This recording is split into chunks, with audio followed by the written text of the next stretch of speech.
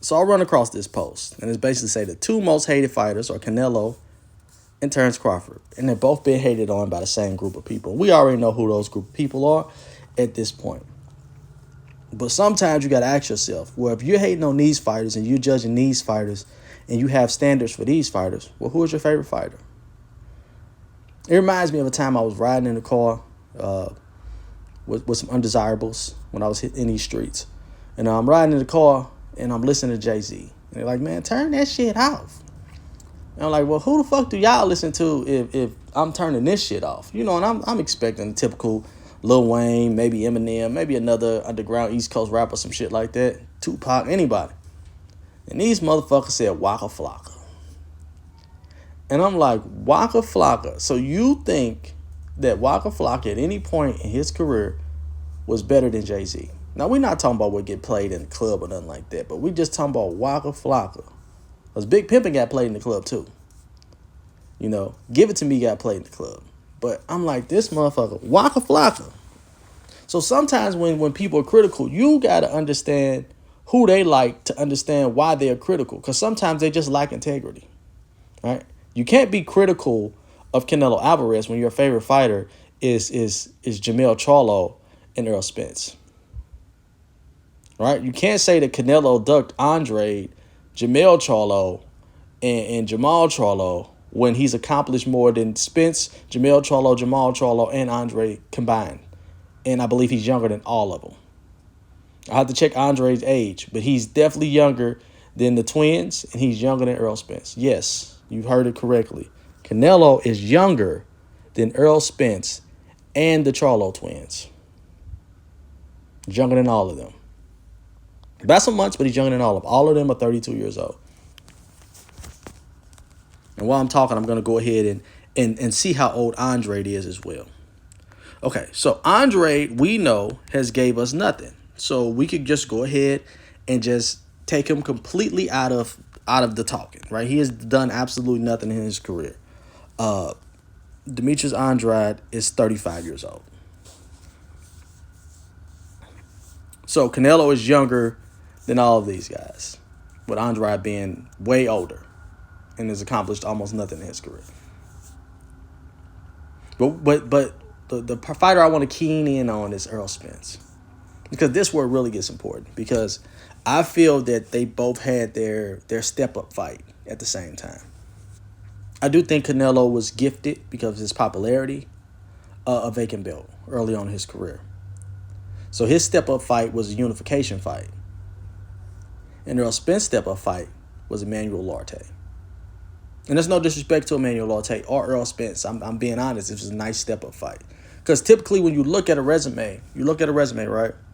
And you're going to see a whole bunch of fluff, a whole bunch of older guys. You know, guys 0-1, 4-3-2. You know, the first few fights. You're always going to see that on guys' resume for the most part.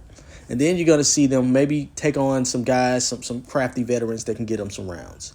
And maybe they're the first person to knock that guy out or the first person to knock that guy down. You know, the guy's not really good enough to win, but he's a pretty solid, journeyman. So you'll see that. And you see that on both careers. Canelo was fighting more like over-the-hill guys at the time, like Shane Mosley and stuff like that. But then you'll notice that there's this step-up moment, right, to where they start to fight guys that are undefeated or guys that have 1 or 2 losses, guys that have been champion and stuff like that. And that's their step-up moment. Sometimes it'll be prospect versus prospect, 17-0 versus 17-0, like Keith Thurman and Diego Chavez. So sometimes you'll run into that. So what happens is, in 2013, Canelo fights Austin Trout. And that's a fight that the public was asking for in the unification bout.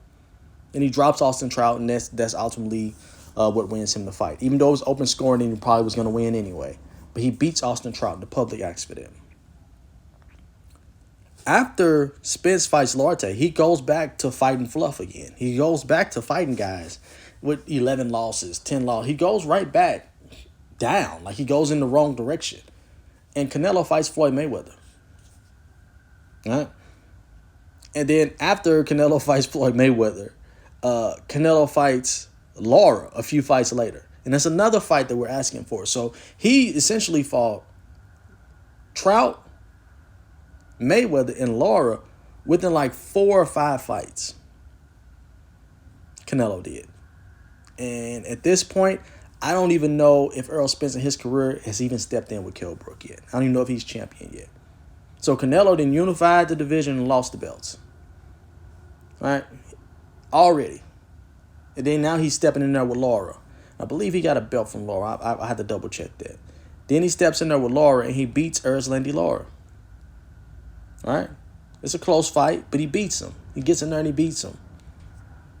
Shortly after that, he's fighting Triple G. And Triple G was a killer at the time.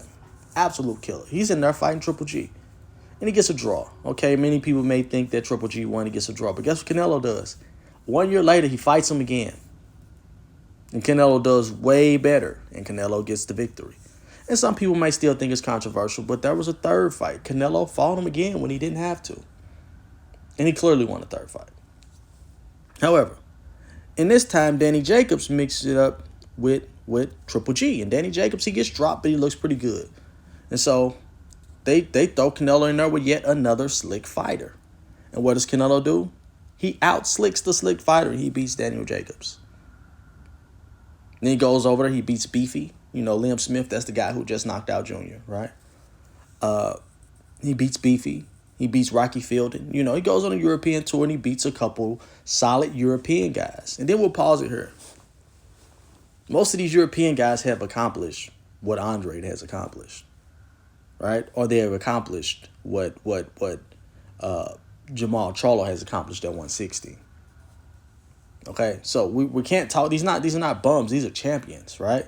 And just because we're unfamiliar with a guy or a guy is from another country or his style may be a little more crude, that doesn't mean that he's not a good fighter. That just means he's not our type of fighter. Over in America, we typically like slick fighters, right?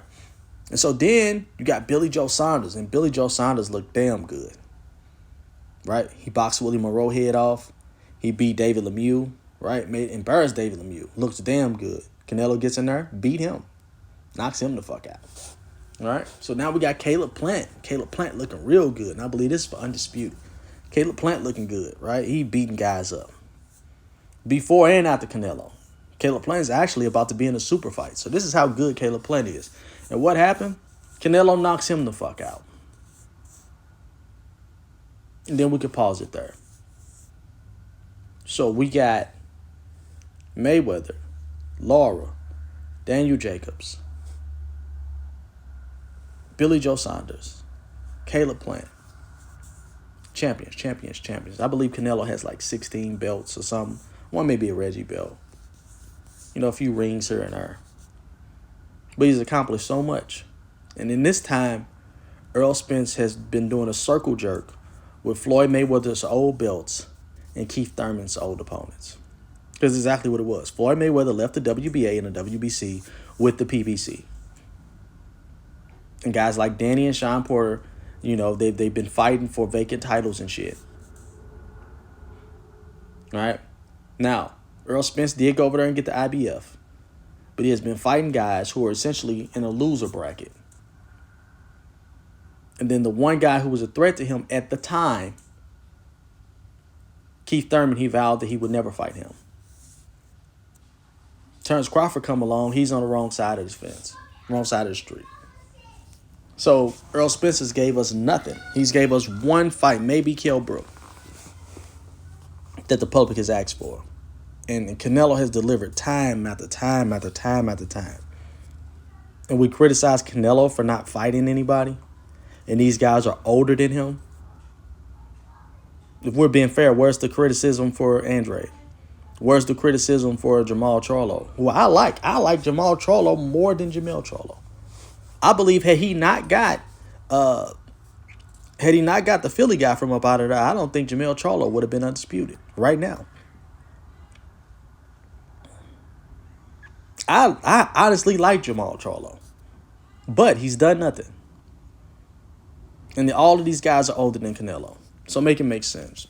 So the comment I left to that after some guy claimed that Canelo wasn't fighting anybody and Crawford wasn't fighting anybody, the comment I left is, how could you be mad at Canelo for not crossing the street to build up PBC guys And then you criticize Terence Crawford from being across the street and the PBC guys not being willing to fight him. At some point, the PBC has to take some of the blame for this. Because we got two different situations. We got both sides of the plate. You want one guy to cross over to fight their guys, and then another guy, they refuse to fight. And somehow it's both of the other guys' fault and not the company. Make it make sense. I'm out.